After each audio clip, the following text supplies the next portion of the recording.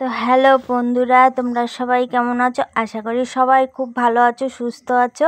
আমিও কিন্তু খুব ভালো আছি। তো নতুন আরেকটা ব্লগ নিয়ে চলে এলাম দুই বোনের শ্বশুরবাড়ির। তো তোমরা তো আগের ব্লগে দেখেছোই যে আমি বোনের শ্বশুরবাড়ি গেছি, মানে দুই বোনেরই শ্বশুরবাড়ি।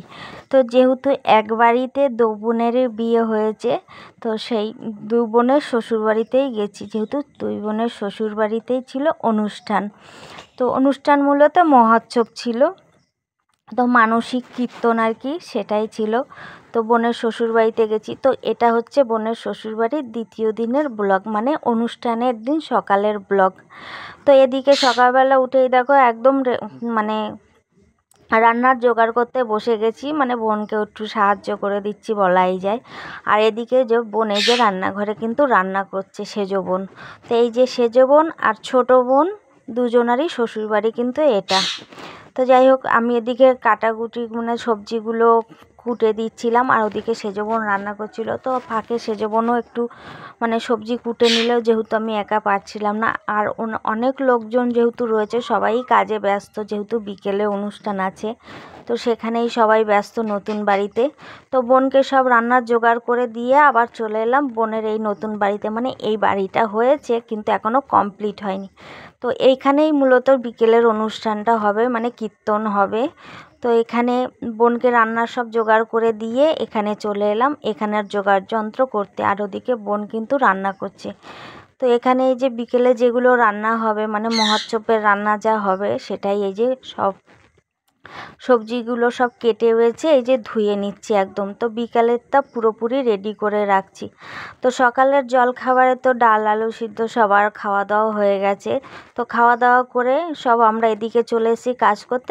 আর সেজো বোন এখন আবার দুপুরের রান্না বান্না করছে, যেহেতু আজকে পুরোটাই হচ্ছে নিরামিষ খাবার হবে, যেহেতু কীর্তন হবে বা মহোৎসব বলো, তো সেই জন্য নিরামিষই রান্না বান্না। তো সেজো বোন ওদিকে করছে, আর আমরা সকলে মিলে এদিকে এই যে এখানে বিকেলের সব কিছু মানে জোগাড়যন্ত্র করে রাখছি, যাতে সব কাজ তাড়াতাড়ি হয়ে যায়। তো এই যে প্রথমে যে বাঁধাকপি টপি কুটে এই যে ধুয়ে একদম জল ঝেড়ে রেখে দিচ্ছি। আর হচ্ছে ওদিকে তোমার আলু টালুগুলোও সব কাটা হয়ে গেছে, তো সেইগুলো এক এক করে ধুয়ে রাখা হয়ে গেছে সব। তো সব গুছিয়ে রেখে দেখো আবার চলে এসেছিলাম একটু রাস্তায়। আর সেজো বোনেরও রান্না হয়ে গেছে। এখন তো অনেকটা বেলা বলতে কী বলো তো, প্রায় 1টার বেশি বাজে। তো এখানে সেজো বোনের সঙ্গে একটুখানি দুষ্টুমি করে নিলাম, নিয়ে তারপরে এই যে সবাই খাওয়া দাওয়া কমপ্লিট করে আবার এই যে বিকেলে রান্না চাপবে। তো মহোৎসবের যে রান্না বান্না সেটার জগরযন্ত্র এই যে চলছিল। তো ওদিকে তো দেখলেই সেজো বোন রান্না করছিল, তোমাদেরকে দেখালাম। আর এখানে এই যে আমার ছোট বোন এখানে যে রান্না মহোৎসবের যে রান্না চাপবে, সেই রান্নার জন্য উনুন টুনুনগুলো সব পুজো করে নিচ্ছিল, মানে সিঁদুরে ফোঁটা টোটা দিয়ে এই যে একদম উনুন মানে উনুন পুজো করতে হয়, সেটাই ওই যে ছোট বোন করছিল। কিন্তু কি বলো তো, এখানে মজার বিষয়, আমার ছোট বোন হয়েছে বাড়ির বড় বউ, আর সেজো বোন হয়েছে মেজো বউ, জানো তো।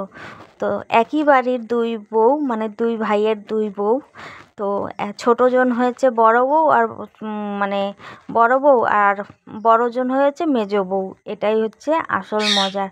তো যাই হোক, তো সেই যে মানে আমার ছোট বোন আর বাড়ির বড় বউ, তো এই যে উনুন পুজো টুজো করে দিল। এবার হচ্ছে রান্না যাবে। আর রান্না কে করবে বলো তো? আমার বাবা, যেহেতু আমার বাবা খুব সুন্দর রান্না করে বন্ধুরা। এটা আমার নিজের বাবা তাই বলছি না, সত্যিই আমার বাবা খুব সুন্দর রান্না করে। তো কীর্তন বাড়িটারই বা যে কোনো অনুষ্ঠান বাড়িতে খুব সুন্দর রান্না করে। তো বোনেদের শ্বশুরবাড়ি, ওই জন্য বাবাই রান্না করছে। তো উনুন পুজো করার পর এই যে প্রথমেই পায়েস আর ডালটা বসিয়ে দিয়েছিল, মানে ডালটা অনেকটা পরেই বসিয়েছে। তো তার মধ্যে বাঁধাকপিটা ডাল বসানোর আগে বাঁধাকপিটা সিদ্ধ করে রেখেছে। আর এখানে এই যে আলু কোটা রয়েছে, আলুর তরকারি হবে আর বাঁধাকপি ভাজা হবে, ওই জন্য বাঁধাকপিটা আগে সিদ্ধ করে রেখেছে। ওদিকে তো দেখলে রান্না বান্না চলছে, আর এদিকেও দেখো সবটাই যে গুছানো হচ্ছে, যেহেতু এই ঘরেই কীর্তন হবে, মানে গান বাজনা যেটা হয় আর কি অনুষ্ঠান কীর্তন বাড়িতে, সেটা হবে ওইখানে। তো ঠাকুরের ঘরটা ওখানে বসানো হয়েছে। আর এটা তো ওই যে বললাম সেজো বোনের শ্বশুর বাড়ি, মানে সেজো বোন ছোটো বোন দুজনেরই। তো এই ঘরটা তো করছে কিন্তু এখনও কমপ্লিট হয়নি, খুব শিগগিরই হয়ে যাবে।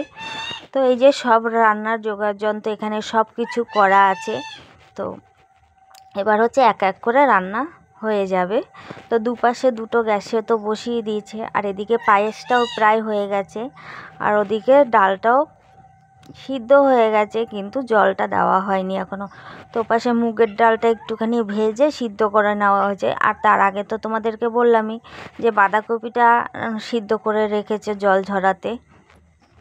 তো পায়েসটা এখানে প্রায় কমপ্লিটই হয়ে গেছে, আর আমিও বাবার সঙ্গে একটুখানি হাতে হাতে করে দিচ্ছিলাম, যেহেতু বাবার মানে এতটা গরম না, দুপাশে দুটো উনুনে তাপে অনেকটা গরম, তো বাবার খুব কষ্ট হচ্ছিল দেখে আমিও একটুখানি হাতে হাতে নেড়ে দিচ্ছিলাম। আর আমার বোনেদের মামা শ্বশুরও ডালটা মানে নেড়ে দিচ্ছিল।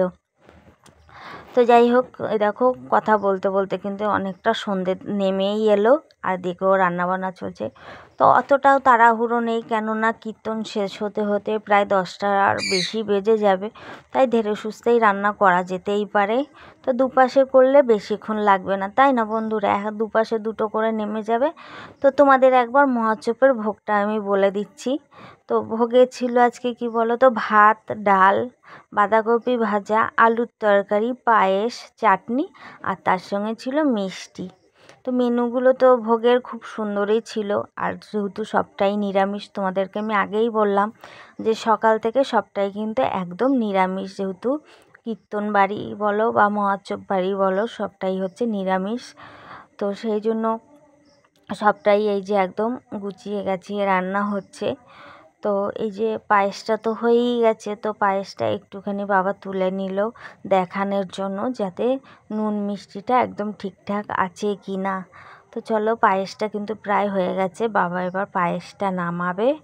তো আর কি বলো তো বন্ধুরা, এদিকে দেখো ডালটায়ও জল দিয়েছে বাবা, আর ওই যে মামা আছে, মামাই ডালটা নাড়ছে।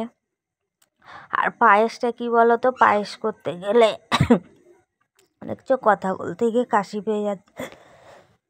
তো পায়েসটা করতে গেলে একভাবে নাড়তে হবে, না হলে কী হবে বলো তো, কড়াই মানে নিচে লেগে যাওয়ার ভয় থাকে, মিষ্টান্ন জিনিস তো লেগে যাওয়ার ভয় থাকে, তো ওই জন্য একভাবেই নাড়তে হয়। তো এই দেখো বেশ নাড়তে নাড়তে পায়েসটা কিন্তু একদম রেডি হয়ে গেছে, আর এই যে বাবা কিন্তু পায়েসটা এবার নামিয়ে নিচ্ছে। তো সবটাই তোমাদের সঙ্গে শেয়ার করে দিলাম, কিন্তু এরপর যে দল ঢোকার ব্যাপারটা বা গানের ব্যাপার, সেগুলো না আমি আর একদম ক্লিপ নিতে পারিনি, এতটা তাড়াহুড়ো বেজে গেছিলো, যার কারণে আমার আর কোনো ক্লিপ নেওয়া হয়নি। আর তারপরে কি বলো তো, ফোনটাও আমার কাছে ছিল না, ফোনটা ছিল ছেলের কাছে। তো চলো আজকের মতো টাটা।